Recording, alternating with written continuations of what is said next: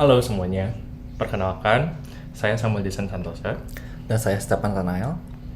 Hari ini kami akan menjelaskan aplikasi yang kami kembangkan, yaitu aplikasi yang bernama Sprouts. Oke, jadi Sprouts itu adalah aplikasi monitoring berbasis Android yang terhubung dengan perangkat sistem IoT. Nah, aplikasi ini tuh dapat berjalan dengan sistem operasi Android 10 ke atas. Fitur dari aplikasi ini mencakup pemantauan data dari sensor secara real time tentunya, memberi notifikasi apabila data yang dipantau di luar batas, apabila data yang terpantau di luar batas yang ditentukan oleh pengguna, dan perhitungan hari setelah semai. Jadi sensor yang kami gunakan ini terdiri dari TDS, pH, hujan, cahaya, ketinggian air, dan temperatur suhu air. Nah, berikut adalah penjelasan dari alat yang kami kembangkan. Oke, jadi ini adalah alat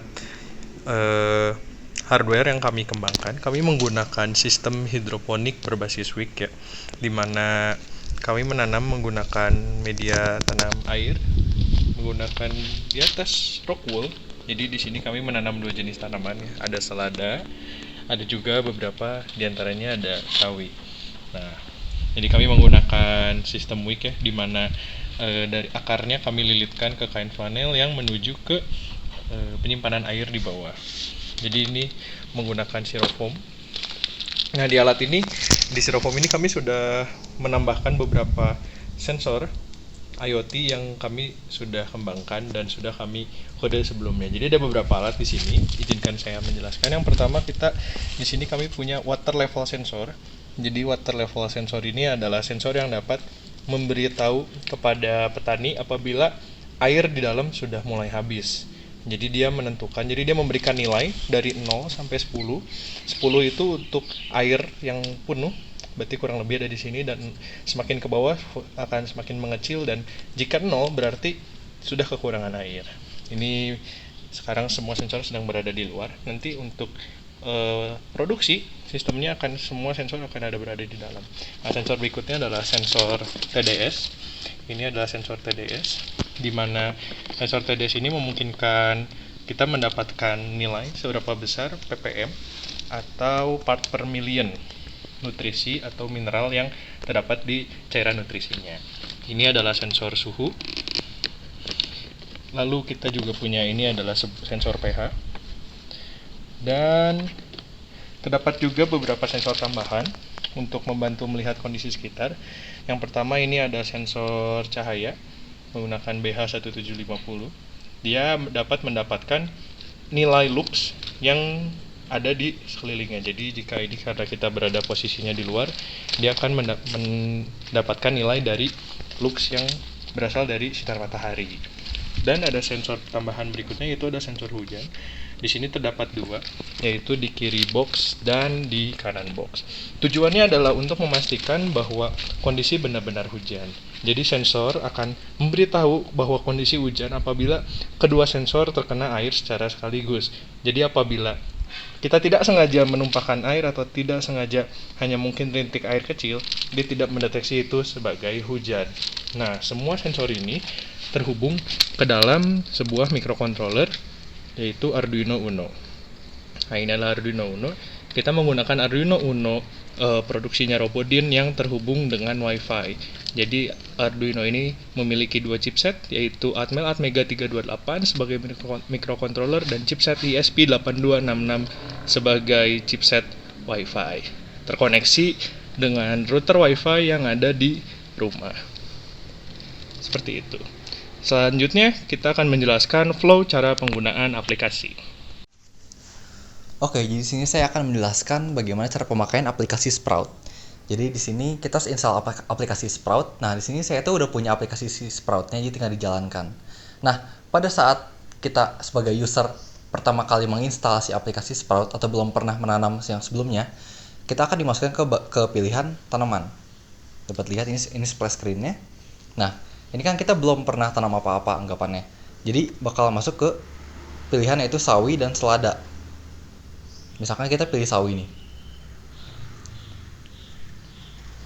Oke, nah di bagian ini tuh kita menentukan kita panennya bakal hari keberapa.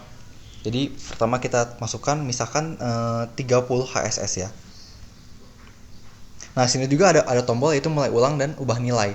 Mulai ulang itu untuk reset, tapi karena sini kita baru pertama kali, kita pilihnya ubah nilai.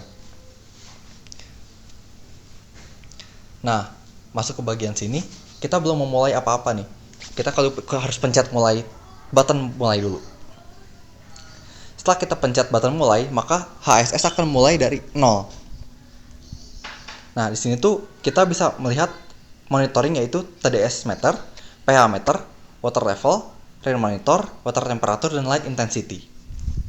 Oke, nah dari tampilan ini juga kita tidak hanya dapat melihat monitoring dari sensor tersebut, tapi kita dapat mengubah value yang kita tentukan minimum dan maksimumnya. Contohnya seperti parts per million ini. Nah, di sini kita bisa mengatur si nilai minimum value-nya misalkan 300 sampai 1500. Nah, kita update. Setelah diupdate, data ini bakal berubah. Nih, bisa kita lihat minimum saat ini 300 dan maksimal saat ini 1500. Sama seperti sensor yang lainnya. Kalau misalkan lebih, maka bakal ada notifikasi yang bakal menunjukkan di bagian bawah sini. Dan apabila minimum, bakal ada notifikasinya juga bahwa nilai di bawah dari threshold yang ditentukan. Nah, di sini ini merupakan kondisi di mana sensor udah nyala semua ya. Jadi di sini juga ada notifikasi di mana sensor temperatur air di bawah ambang batas karena sensor yang kita tentukan sebelumnya tadi minimalnya 30 dan maksimal 35. Seperti itu. Dan saat ini kondisi ditunjukkan di 27 derajat Celcius. Oke, saat ini saya akan mendemokan beberapa percobaan untuk menguji sensor-sensor yang sudah kami gunakan. Jadi di sini kami sambil membuka aplikasinya. Ini aplikasi Sprout. Di sini dengan kondisi sensor sudah menyala. Jadi di sini tertulis bahwa sekarang ppm di 1056 dengan pH 7,83, suhu air 26 dan tingkat kecerahan cahaya 4166. Yang pertama saya akan menguji. Sekarang saya mau menguji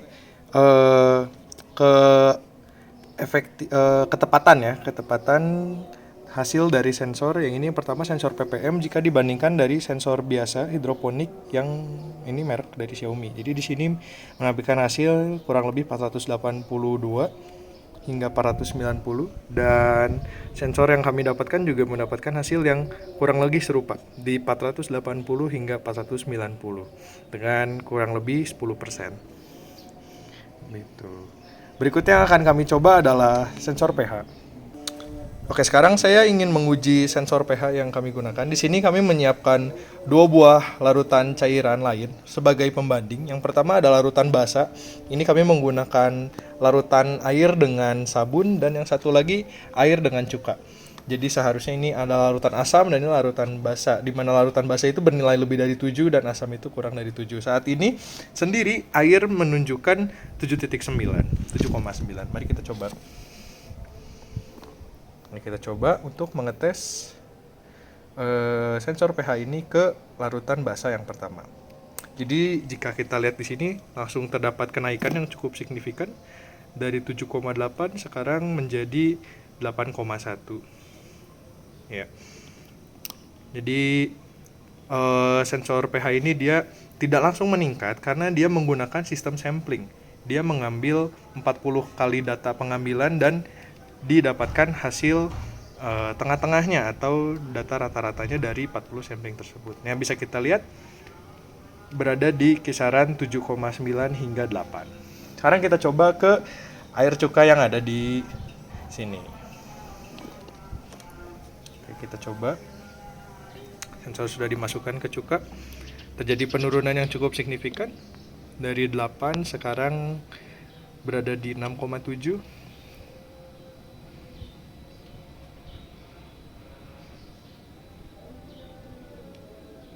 Ya, kurang dari 4. Bisa dibuktikan bahwa sensor ini cukup akurat untuk membaca tingkat keasaman dan basa dari larutan yang ada.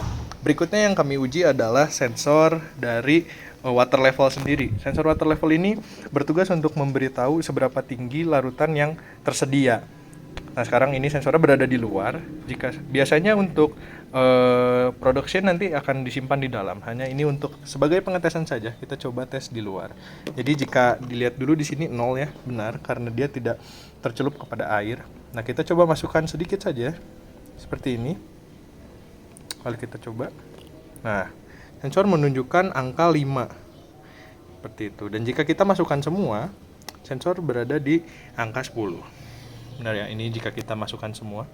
Jadi jika sensor tercelup secara seluruhnya, dia memberikan nilai 10 yang berarti bahwa air cukup tinggi, dan jika kurang dari 5 itu airnya sangat sedikit, dan 0 berarti tidak ada air sama sekali yang tersisa.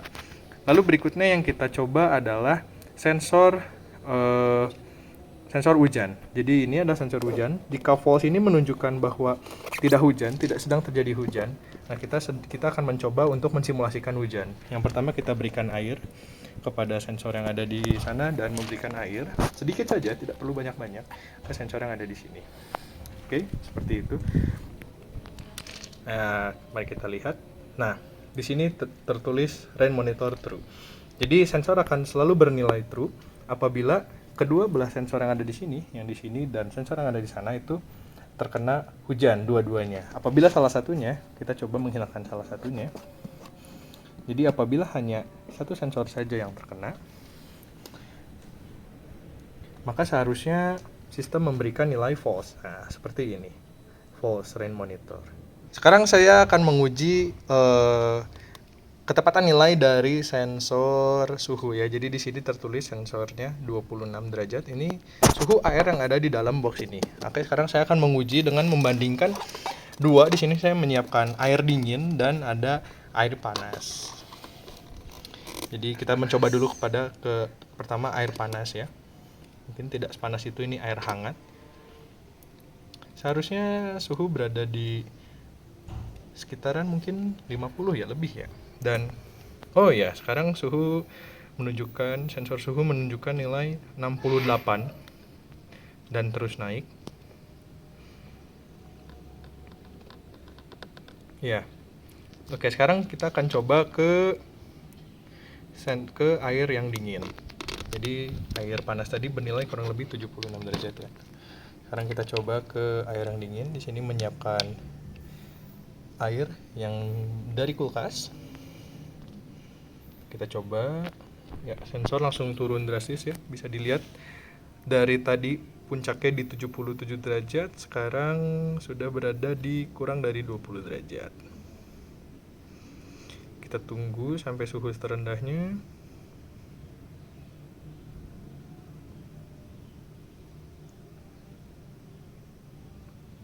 Ya, kurang lebih suhu air dingin berada di kisaran 10 derajat ya. Ini soalnya masih turun terus.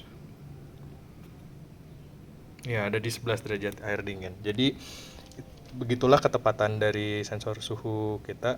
Dan yang terakhir yang mau kami uji adalah dari sensor matahari. Jadi di sini tertulis sekarang ini kondisi matahari dengan cukup cerah ini. Dengan langit yang cukup cerah. Ini bernilai 7000 lux ya. Kita akan mencoba mensimulasikan apabila sensor tidak mendapat cahaya secara langsung. Nah, di sini saya menggunakan sebuah plastik ya. Sebuah plastik bening untuk menghalangi sedikit cahaya yang didapatkan oleh sensor tersebut. Oke. Di sini dibantu oleh rekan saya untuk membantu menahan. Nah, ini sensor dari 7000 sekarang bernilai 2000. Jadi ini mensimulasikan apabila langit mendung. Seperti itu. Jadi sekarang berada di kisaran sekitar 2000. Apabila kondisinya malam, kita mencoba dengan menutupi pakai tangan. Nah, seperti ini kita menutup dengan tangan. Nah, kita mencoba menutupnya dengan tangan. Nah, sensor cahaya hanya menampilkan lux kurang dari 100 ya. Ini hanya 16, 4 dan begitunya. Ya. Jika dibuka kembali. Ya, sensor kembali menjadi 6000. Ya, begitulah demo dari alat kami beserta pengujian ketepatan sensor. Beberapa threshold yang sudah kami set seperti tadi kita sudah set, misalnya ada beberapa water temperature dan lainnya, itu akan masuk ke reminder. Jadi terdapat beberapa aplikasi ini menunjukkan reminder-reminder yang melebihi apabila sensor menunjukkan data yang melebihi. Jadi kami tidak, selain menguji ketepatan dari sensor, kami juga di sini mendemokan reminder-reminder yang ada. Seperti ini. Jadi ini ada beberapa warning yang tadi muncul diberikan oleh sistem karena data-data yang melebihi threshold. Seperti tadi water temperature, di mana saat tadi air panas kita melebihi 35 derajat dan air dingin lebih kurang dari 30 derajat. Seperti itu. Nah, selain itu juga kami memiliki fitur notifikasi pop-up yang ada di HP. Seperti notifikasi ini. Sekian demo dan penjelasan dari aplikasi yang kami kembangkan, yaitu Sprout.